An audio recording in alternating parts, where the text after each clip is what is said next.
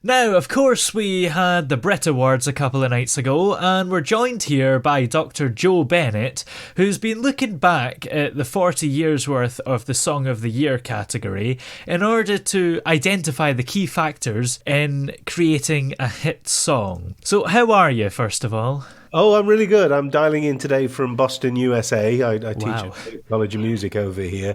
So, yeah, I've had plenty of coffee. Had to get up kind of early this morning to talk to the UK, but very good to be here. Yeah, well, it's great to have you here. So, I guess let's start off with the obvious question, really. What have you found from your research? What are the secrets behind a hit song? Well, alas, no research is going to reveal any kind of formula for writing a song. Yeah.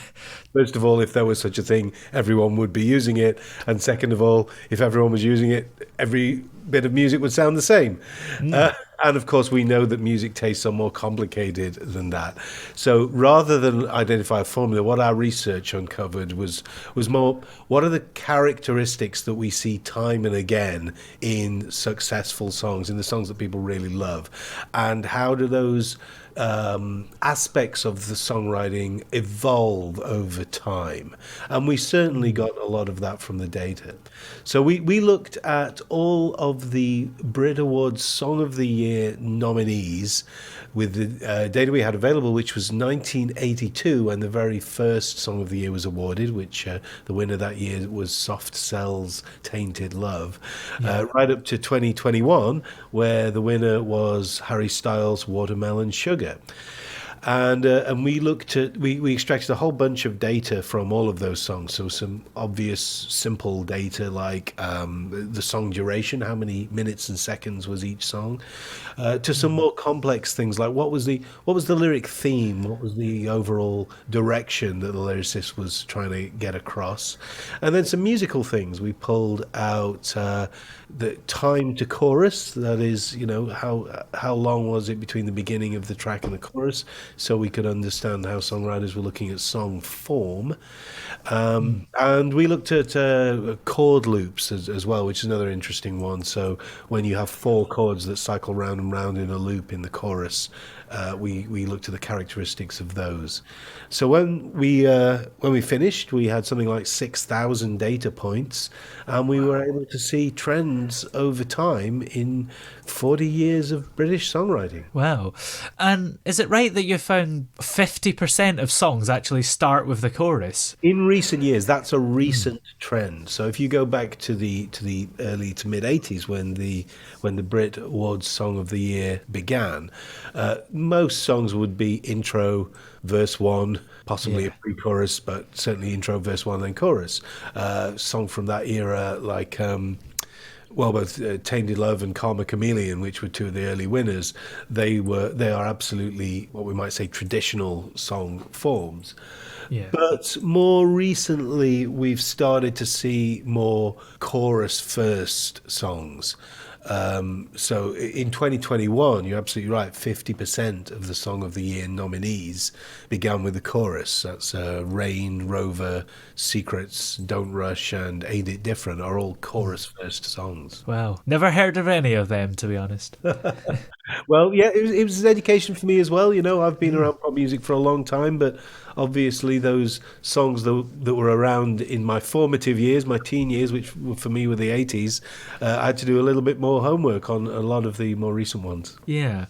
Is it hard to compare maybe some songs from 40 years ago to today because music is arguably quite different? Yeah, I suppose there are still things that would remain the same. Well, exactly. I think both of those things can be true, and indeed the data Yeah. is as much. So, to take an example of a timeless characteristic, BPM, beats per minute, the tempo of the song is fairly consistent over most periods of pop music. You have fashions. We had acid house in the early '90s when tempos went up a little bit, and we've had periods of rock and even disco when tempos went down a little bit.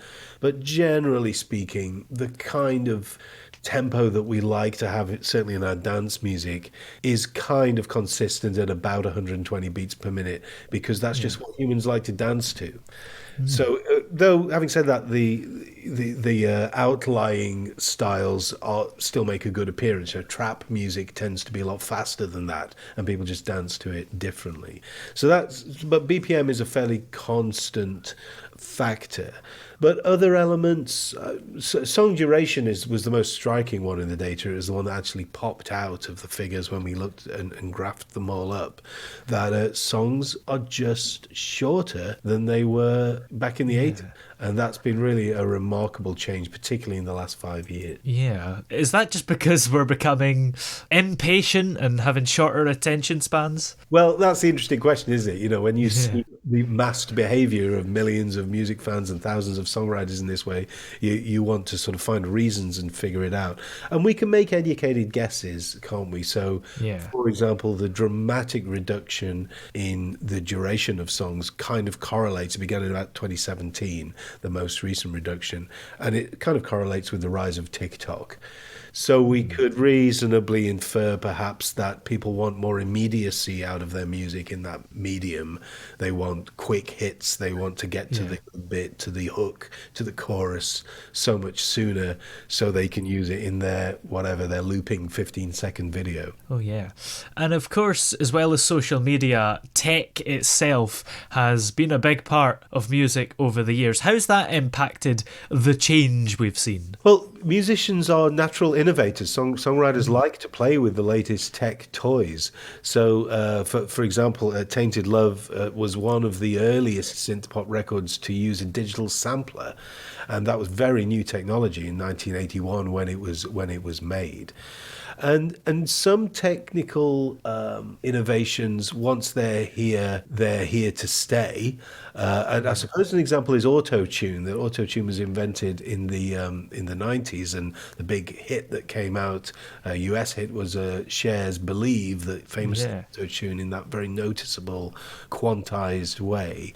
But once the industry had a bunch of records with that novelty in them, it sort of settled down, and Autotune still got consistently used as an industry standard, but people got over the novelty, and it just became an extra gentle voice in music production. Yeah. I guess most songs don't have autotune as obvious as Cher's "Believe," so maybe it's something that people don't really think about much anymore. Yeah, it's used, I think, perhaps more as it was originally intended, which is as a gentle correction if the singer drifts off pitch a little bit.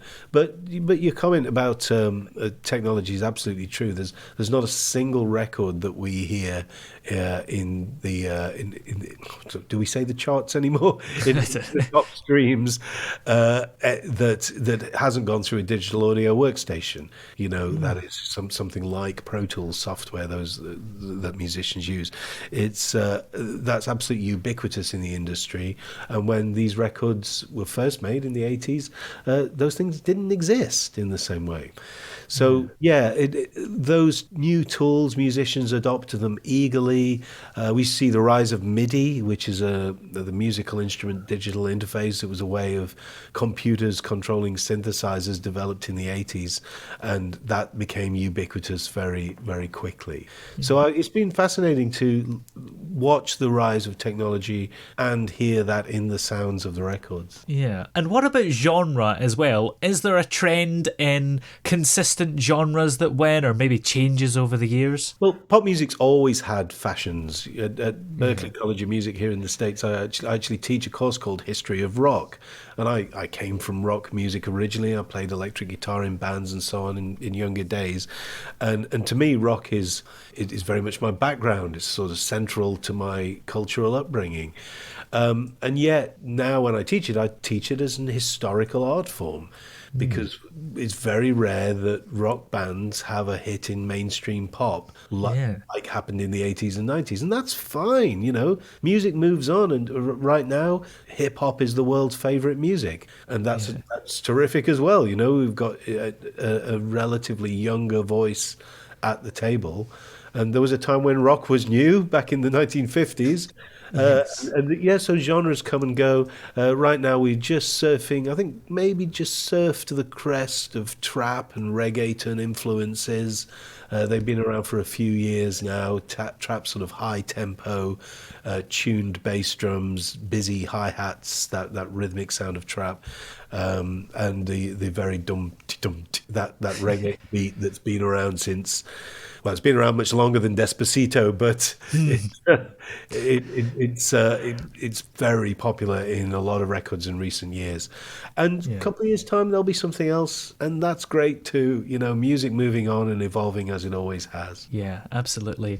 And are you able to tell us a little bit more about your collaboration with Mastercard, which you worked with to do this research? Yeah, so Mastercard commissioned this research because they wanted to celebrate 40 years of great British songwriting, a fantastic export that this country has.